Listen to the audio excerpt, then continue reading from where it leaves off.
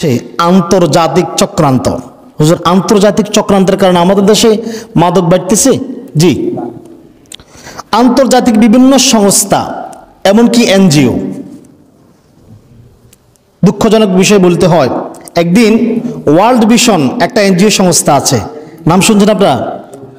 সেখানে আমাদেরকে, তখন লাকসামে ছিলাম, লাকসামের আমাদের এক ইউনিয়নের ইমামদেরকে ইনভাইট করছে, মাদক বিরোধী ক্যাম্পেইন করবে, মাদক বিরোধী কিছু কথাবার্তা তারা আমাদেরকে বলবে। এখন ওয়ার্ল্ড ভিশন সংস্থার অফিসে ঢোকার সময় দেখলাম একটা লোককে নিচে দাঁড়ায় দাঁড়ায় ধূমপান করতেছে। কি করতেছে? কথা বলে না, কি করতেছে? সিগারেট টানতেছে। কিছুক্ষণ পরে যায় দেখতেছে লোকটাই আমাদেরকে আবার মাদক বিরোধী ক্যাম্পেইন করতেছে, লেকচার দিচ্ছে। কিছু বুঝলেন? কি বুঝলেন?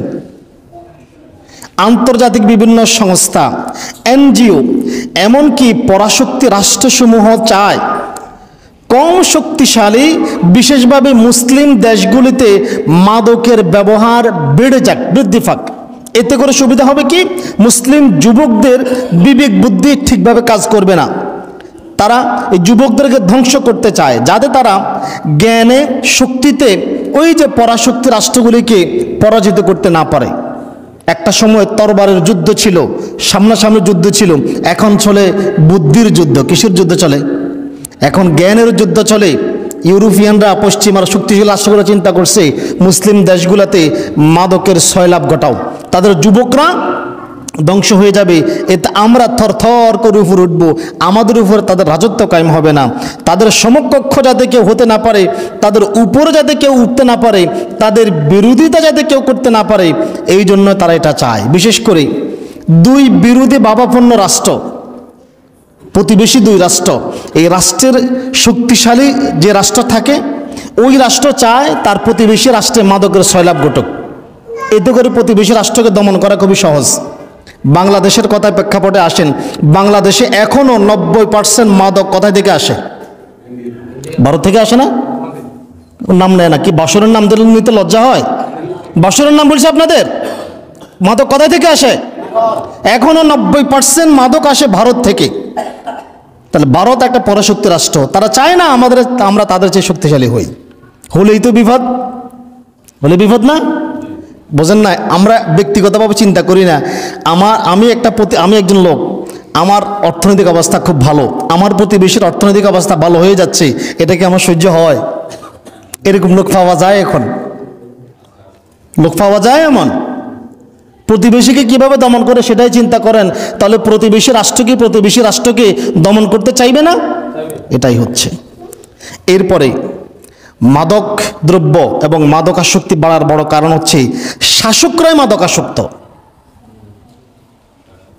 দেশের শাসক, প্রশাসক, বণিক, এলিট শ্রেণী সহকারে যারা উচ্চ শ্রেণীতে আছে, তারা যখন মাদকাসক্ত হয়ে যায়, তখন তারা চায় মাদক সেবন বৈধ হয়ে যাক, খোলামেলা হয়ে যাক।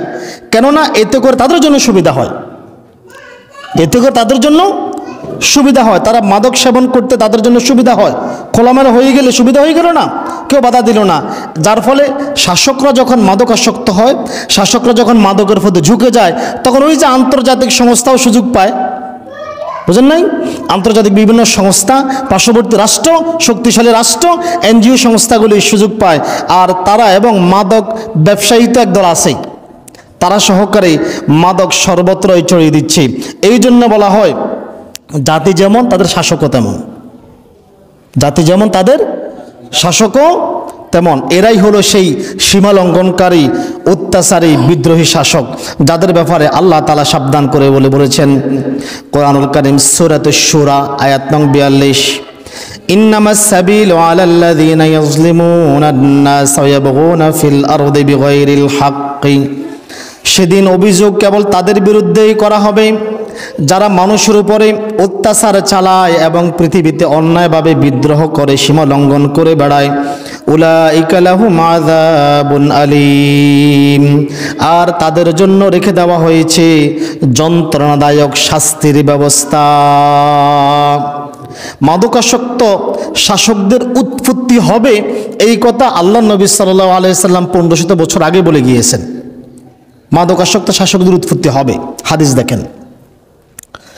হযরতে মুআজ ইবনে জাবাল রাদিয়াল্লাহু তাআলা আনহু বলেন, আল্লাহর নবী সাল্লাল্লাহু আলাইহি ওয়াসাল্লাম বলেছেন, ইসলামের সূচনা বা রাজত্ব শুরু হয়েছে নবী এবং দয়া দ্বারা। ইসলামের সূচনা হয়েছে নবী এবং দয়ার মাধ্যমে। তারপর আসবে খেলাফত এবং রহমত। তারপর আসবে কি? খেলাফত এবং রহমত। তারপর আসবে অত্যাচারী শাসকদের যুগ। কাদের যুগ আসবে? অত্যাচারী শাসকদের যুগ। এরপরে আল্লাহর নবী সাল্লাল্লাহু আলাইহি ওয়াসাল্লাম বলেন, তারপর আসবে কঠোরতা, উশৃঙ্খলতা এবং বিপর্যয় সৃষ্টিকারী যুগ।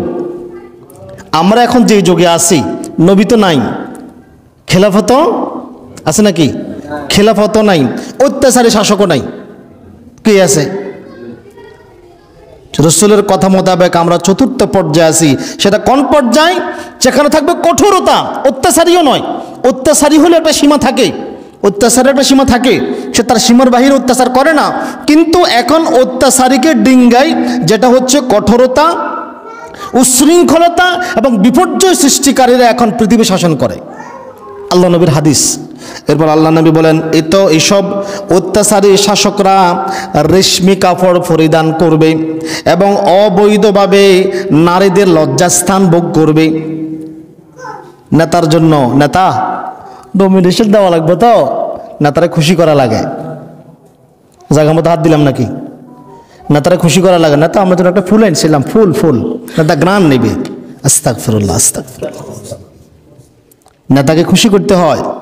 এই তো একজন শাসক হবে, এই শাসক অবৈধভাবে নারীর লজ্জাস্থান উপভোগ করে। অতঃপর আল্লাহ নবী সাল্লাল্লাহু আলাইহি সাল্লাম বলেন, এই শাসকরা মদ পান করবে আর এই তিনটা কাজকে তারা হালাল মনে করবে। কই হুজুর, কোন শাসক তো হালাল বলে না। হালাল বলে তো, তারা হালাল করে, তারা হালাল করে। আল্লাহ নবী বলতেছেন, এরপরেও তাদেরকে প্রচুর, এই কঠোর উশৃঙ্খল বিশৃঙ্খলাপূর্ণ শাসকদেরকে প্রচুর ধন সম্পদ দেওয়া হবে, দুনিয়ার সব কাজে তাদেরকে সহযোগিতা করা হবে। অবশেষে এই পাপে লিপ্ত থাকা অবস্থায় তারা আল্লাহর সম্মুখে দাঁড়াবে। নাউজুবিল্লাহ বলবেন না?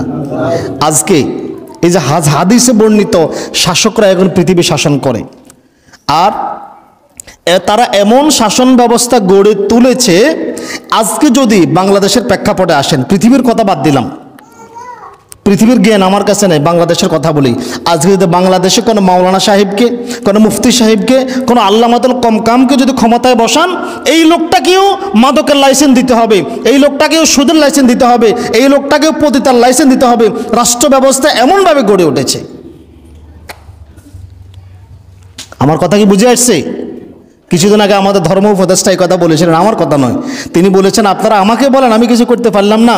এত বড় আলেম আফম খালিদ সাহেব, তিনি আফসোস করে বললেন, আজকে যদি কোনো আল্লামা কমকামকেও ক্ষমতায় বসায়, তাকেও প্রতি তার লাইসেন্স দিতে হবে। কারণ বাকি শাসকরা রাষ্ট্রযন্ত্রকে এমনভাবে গড়ে তুলেছে, তারা হারাম কাজটাকে হালাল করে নিচ্ছে। ওই যে আল্লাহ নবী বলেছেন, তারা রেশমি কাপড় পরিধান করবে, এটাকে হালাল করে ছাড়বে। তারা অবৈধভাবে নারীর লজ্জাস্থান উপভোগ করবে, নারীকে দর্শন করবে, আর এটাকে বৈধ করে ছাড়বে। এই যে পতিতার লাইসেন্স দিচ্ছে, পতিতার লাইসেন্স দিয়ে এটাকে হালাল করে দিচ্ছে। তারা মদ পান করবে আর এটাকে হালাল করে ছাড়বে। আজকে মদের লাইসেন্স দেওয়া হচ্ছে, হায় হায়, রাষ্ট্রীয়ভাবে করা হচ্ছে। আপনি কি করবেন? শয়তান এবং আন্তর্জাতিক চক্রান্তকারীরা তো এটাই চায়, এটাই হোক, হচ্ছে এটাই। আল্লাহ আল্লাহ আল্লাহ আল্লাহ। এরপরে